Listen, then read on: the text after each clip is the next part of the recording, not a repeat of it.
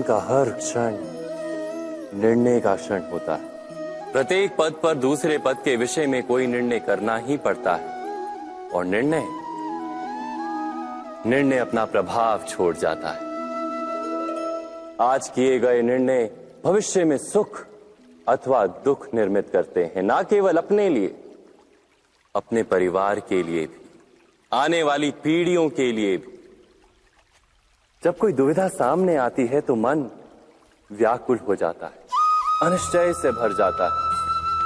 निर्णय का वो क्षण युद्ध बन जाता है और मन बन जाता है युद्ध भूमि। अधिकतर निर्णय हम दुविधा का उपाय करने के लिए नहीं, केवल मन को शांत करने के लिए लेते हैं। पर क्या कोई दौड़ते हुए भोजन कर सकता है? नहीं। तो क्या युद्ध से जूझता हुआ मन कोई योग्य निर्णय ले पाएगा? वास्तव में शांत मन से जब कोई निर्णय करता है तो अपने लिए सुखद भविष्य बनाता है। किंतु अपने मन को शांत करने के लिए जब कोई निर्णय करता है तो वो व्यक्ति भविष्य में अपने लिए कांटों भरा वृक्ष लगाता है।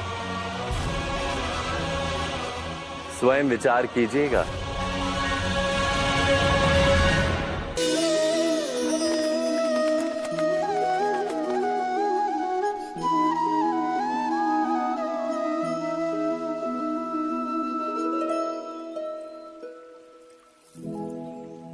निर्णय के क्षण में हम सदा ही किसी अन्य के सुझाव, सूचना, मंत्रणा या परामर्श को आधार बनाते हैं और हमारे भविष्य का आधार हमारे आज लिए गए निर्णय के ऊपर होता है।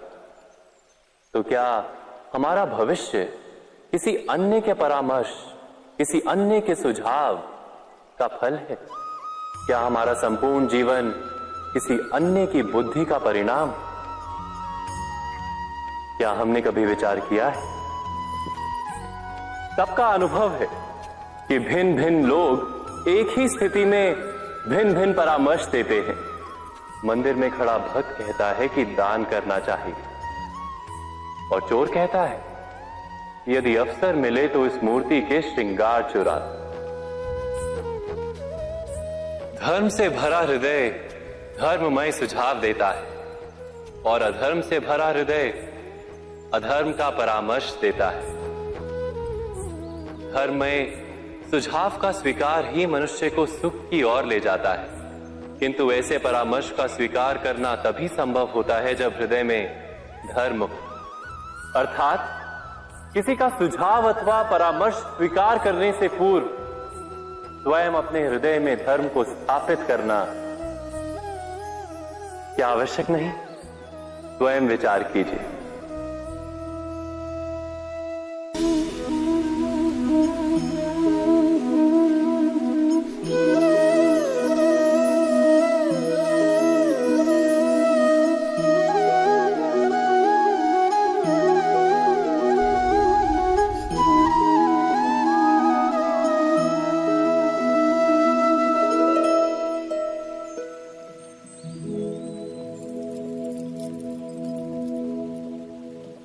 भविष्य के आधार पर सब आज का निर्णय लेना चाहते हैं।